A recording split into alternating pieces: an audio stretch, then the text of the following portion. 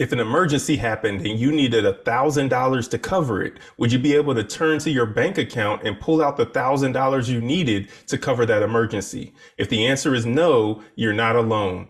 More than half of Americans also do not have the money to be able to cover a $1,000 emergency. You are tuned into the Greatest Asset Community Podcast. I'm your host, Frederick Middlebrooks, and in this episode, we are going to be diving a little bit deeper into what we started last episode when we were talking about saving and investing. So in this episode, we're going a little bit deeper into the saving, the investing, and also the retirement, and hopefully putting a little bit of fire up under you so that you can get going with planning for your future, not just your retirement, but definitely including your retirement so that you can have a more comfortable life as you get older and age in years as well. It's something that a lot of people don't like to think about, but whether you're prepared for it or not, the future is coming. So you're better off preparing for it now rather than letting it hit you in the face and catching you unprepared. And now you're having to deal with whatever just gets thrown at you rather than you being prepared to attack it head on. So I wanted to start off with a little bit of information about Warren Buffett. So a lot of people may know Warren Buffett. He is a very rich individual. He has over 100 billion in net worth. But one thing that a lot of people don't know is that over 90% of Warren Buffett's wealth came after the age of 60. That's key because Warren Buffett did not start off with billions. He did not build billions in his 20s and 30s, similar to Mark Zuckerberg, who's over Meta or Facebook. But rather, he started investing early. He started actually really early at the age of 11 when he bought his first stock.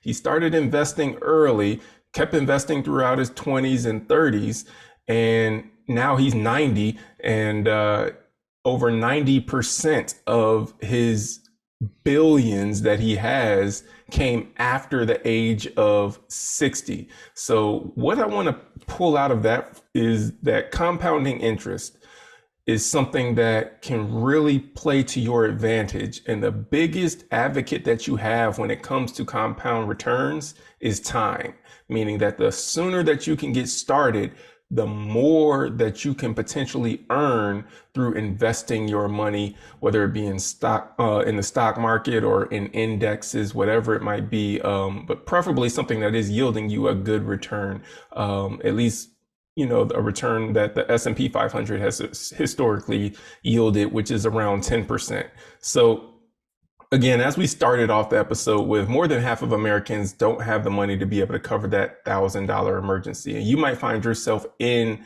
that crowd of people who can look at their bank account and say, yep, if an emergency popped up that required $1,000, I can't put my hands on that from what's in my savings or what's in my checking. So I want you to be more prepared when it comes to just how you live your life, not just preparing for emergencies, but preparing for retirement, preparing for the life that you want to live in your later years. When you're younger, these are your working years. These are the years that you have a lot more energy to put into what you're doing and being able to work long hours, hard hours, but you don't want to necessarily have to restrict yourself to having to put in those types of hours in grueling type of jobs when you get into your 50s, 60s, and so on, because you want to live a little bit more comfortably, and your body also can't take the same things at 50 and 60 that it could take at 20 and 30. So you definitely want to, while you're in your young working years,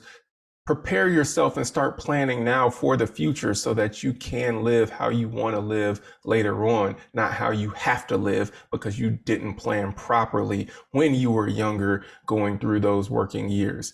And so I wanted to put out a few more statistics. So this one is a survey that Bankrate conducted, and it stated that 41% of US adults said that insufficient retirement funds were keeping them from feeling financially secure. And another 39% of Americans said that being unprepared for retirement had a negative impact on their mental health.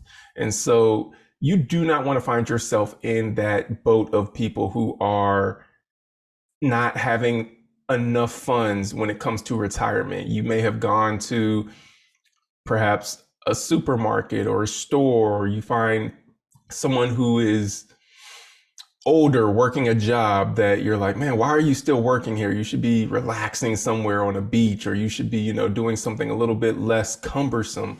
You probably find people that are working later in their years who are working jobs that they hate. And a large part of that is because there are a large part of Americans that do not plan as they should for retirement. And so when that happens, you end up having to work jobs that you don't want to work later in years in life just so you can afford to continue living. And we talked a little bit about this last episode as well, with the importance of saving, investing, tracking every dollar that you spend. So make sure you go back and listen to that episode as well, because there are some nuggets that are in there that I'm not going to mention in this episode.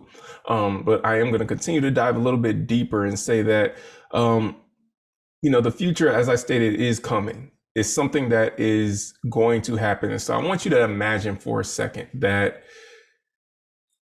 you're 20 years into the future and you are your future self 20 years from now. If you're looking back on yourself as you are right now, what are you saying about your spending habits, how you're utilizing your time, what you're doing with the money that you're making? How much of your money goes toward entertainment, and how much of your money goes toward your future self as you are your future self right now, as you imagine yourself looking back on yourself 20 years ago? What are some of the things that you wish you would have done differently with not just the time you spent, but the money that you spent and the money that you invested, or the lack of money that got invested? As you're 20 years from now looking at your bank account, what does that bank account look like? And is that reflective of what you want it to look like? Or is it reflective of the habits that you are already developing and putting into place 20 years prior that now you're seeing the benefits of what that has done for you in your bank account? These are some of the things that you should take a moment to just imagine, because your future self is either going to be looking at your current self and saying, why are you doing these stupid things? Why are you making these decisions that are putting us in a financial bind, decisions that are going to cause me to have to continue to work into my 60s and 70s with some jobs I don't work, this backbreaking work or whatever it might be, rather than enjoying my later years in life with kids or grandkids or whatever, traveling, seeing the world, doing things that you want to do later on in life. So just imagine being your older self looking back at your younger self, and what is that individual saying about what you are doing now in those decisions? A lot of times, many Americans don't have a long perspective in terms of how they see things. A lot of Americans live month to month and month to month, and they can't see past that month. But I really want to just stress the importance and encourage you to see your life beyond just the next paycheck. See your life beyond just the things that you want to accomplish this year. That is what it's going to take in order for you to develop the habit and the mindset of how important it is for you to invest your money that you're making now, to set it aside and not touch it for the next couple decades. It's hard because most Americans don't think in decades. We don't even think in years. If you look at how our government is run, it's every, one quarter to the next quarter, sometimes even shorter than that. It seems like every couple months we're in another debt ceiling crisis where the government's gonna shut down if they don't meet some resolution, because our government has no idea how to manage a country, let alone manage money, because we're in debt up to our eyeballs and it's just ridiculous. You don't need to be living your life that way. We need to live our lives in a better way that will set us up to live comfortably later on and to be able to help others out, including our family members later on as well. So when you're managing your funds or your finances, or you're looking at, what are the decisions that I need to be making right now? You need to have a long-term perspective, not just a short-term perspective of, I need to make these decisions now that's going to affect me months from now. Think in decades when it comes to saving and investing. Think long term, because that's what it's going to take to get to those compounding results. Let's say, for example, if you invested $5,000 a year. Now you might be thinking, wow, 5,000 is a lot. So if you make $50,000 a year, which is about average right now for the US in many places, $50,000 a year, 5,000 is 10%. 10% should not be a ton of your salary. I do understand that people have expenses and bills and everything. However, I really do want to stress that you find a way to live beneath your means, or find a way to get another a job that is going to pay you more, that will enable you to be able to save the money you need to live better later on. However, I do understand that a lot of people do have check to check mentalities, or they are in living circumstances where it's like all of their money goes toward paying rent, bills, groceries, gas, food, whatever it might be. So I understand that. I get it.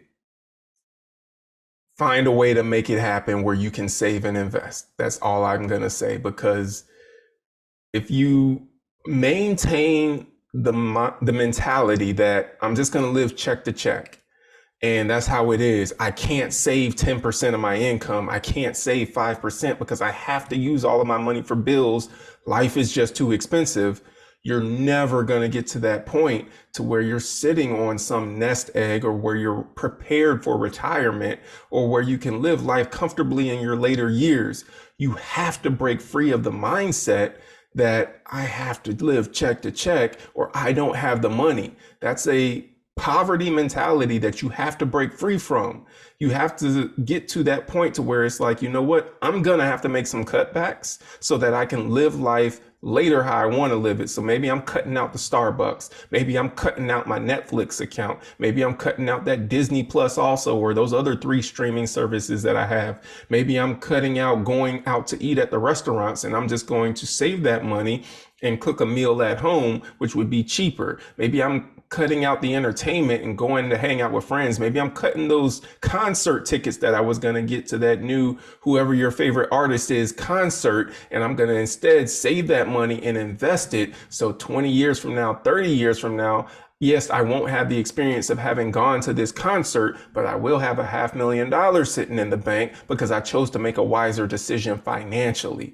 Those are the decisions that you're going to have to start making and have to get serious about if you really want to have the type of wealth that most people desire to have, but many people don't have the discipline or the responsibility to have. So again, getting back to the example of the $5,000, you make $50,000 a year, 5,000 is 10% of that. That should be something that you should be able to prioritize and saying, you know what, when I make my check, I'm going to pay myself first. I'm going to pay myself 5% of my income, and I'm going to put that in savings and investing. I'm going to pay myself 10% of my income, and I'm going to put that in savings and investing. So pay yourself first. Out of every check that you get, you don't even see that money. You just go ahead and send it straight to, you can have it be an automatic withdrawal. So as soon as your check hits your bank account, it automatically goes to a investment account or a brokerage account or a retirement account, an IRA, whatever it is that you've already set up, so that you don't even see that money. You're not even tempted to spend it. And you just know you're working off of the 90%. That's what you have to pay bills, pay utilities, groceries, gas, all of that is on the 90%, but you're putting that 10% or that 5% or that 20% away because you know that's what's going to benefit you later on in life. So back to the example for the third time. Sorry, it's as you can tell, it's a passion of mine when it comes to helping people to get prepared for living life financially, to be in a better place financially and home ownership as well. So back to the example, you make $50,000 a year, 5,000 is 10% of that. So if you save 5,000 a year, that's about $417 a month. $417 a month that you're putting away. If that grows at a 10% compounded annually, then after 20 years, you would have contributed $100,000 in that investment. That investment would be worth about $300,000.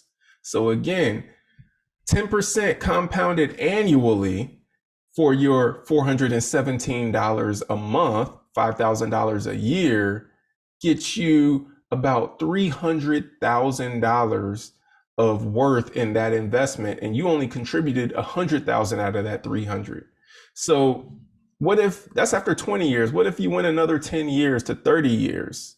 Well, if you go to 30 years, you would have contributed about $150,000, and your investment would be worth $860,000.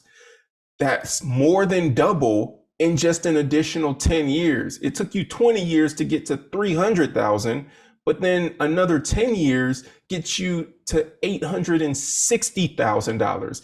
And that's why Albert Einstein called compounding interest the eighth wonder of the world. It is just amazing how much that over time, that amount grows, and the longer that you have it, it just continues to grow even more exponentially with just a shorter time frame window. I'll give you one more example.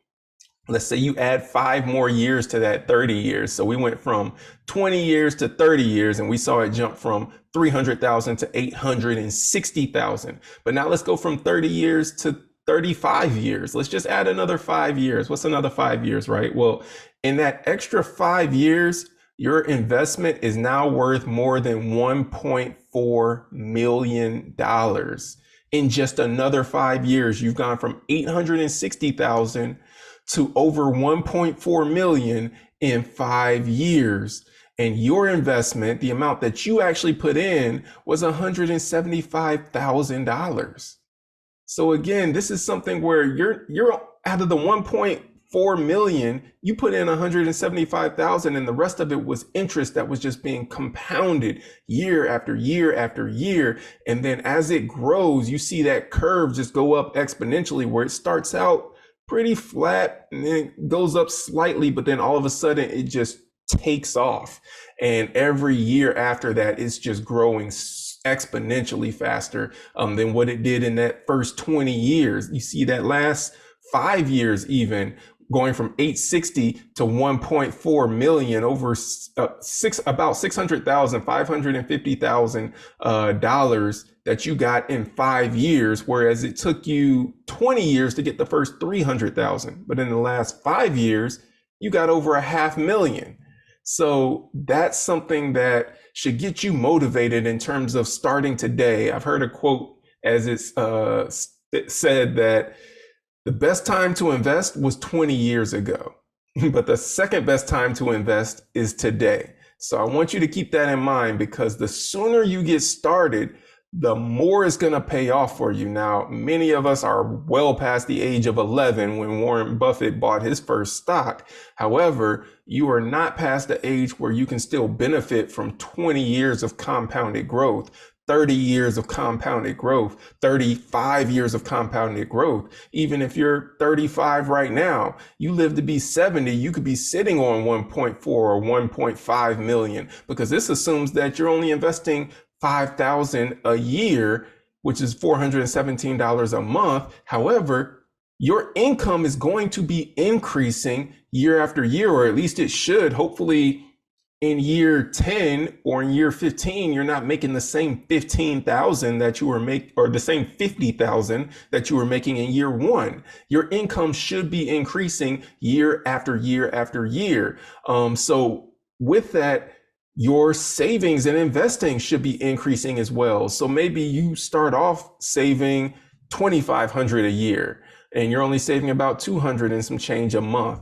But then after a couple years, you're saving that $500 a year or that $400 a year. But then after that, maybe you've got a job where you're making 70, 80,000, 90,000, 100,000. So you're saving even more, which is only helping to compound that return year over year as you're continuing to invest that money. So again, this example here was just based on, hey, you're saving the same $417 month after month after month for 35 years, and you get to that 1.4 million, and it only cost you 175,000 that you were putting away.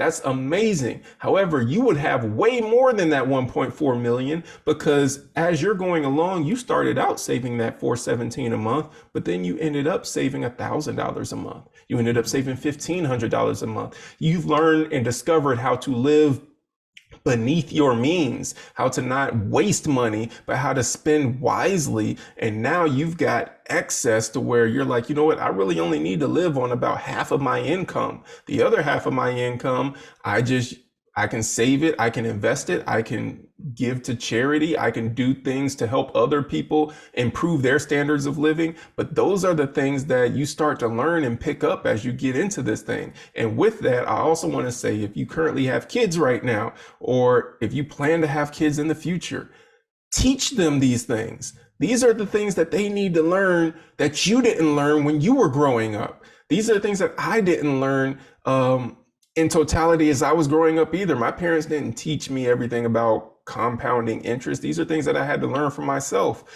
My parents weren't investors in the stock market or anything. These are things that I had to learn and develop for myself in terms of learning what the benefits were and how I needed to get started as early as possible. And now that I have children, I'm going to be teaching them early, and I've already started accounts for them where I can start investing for them so that even at their early age, by the time they get to 20, 25, 35, they've already have funds or money that's been compounding for them over the last 15 years because I've started that for them. I want to give them that leg up that I didn't have. And that's something that you should be passing along to the next generation as well. Yes, some of your time may have passed in terms of you being able to get in early in your teens or 20s or even 30s, but it's not too late for you to jump in and still start investing and see where you can benefit from having invested over the next 20 years. Maybe you're 40 right now, but you're going to be 60 at some point. Start that investing today. Maybe you're 50 right now, but you're going to be 70 at some point. Start that investing today because you can still benefit from putting away some of your money so that 20 years from now, when you're 70, you may live to be 80, 85, but for that 15 years after you hit 70, you can live a little bit more comfortably because you're going to have funds there that you invested starting back when you were 50. But again, let time be to your advantage, meaning don't wait until later to start investing at some time in the future.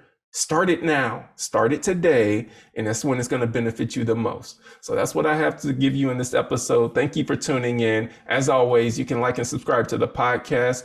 I would greatly appreciate it. You can also follow me on social media, GA Loan Officer on Instagram and TikTok. As always, I am greatly appreciative of you taking your time out to get this information. And please do share this podcast with a friend. Share this information with a friend. Even if you don't share the podcast, share the information because other people need to know what you know so that they can benefit as well. And we can all get better together.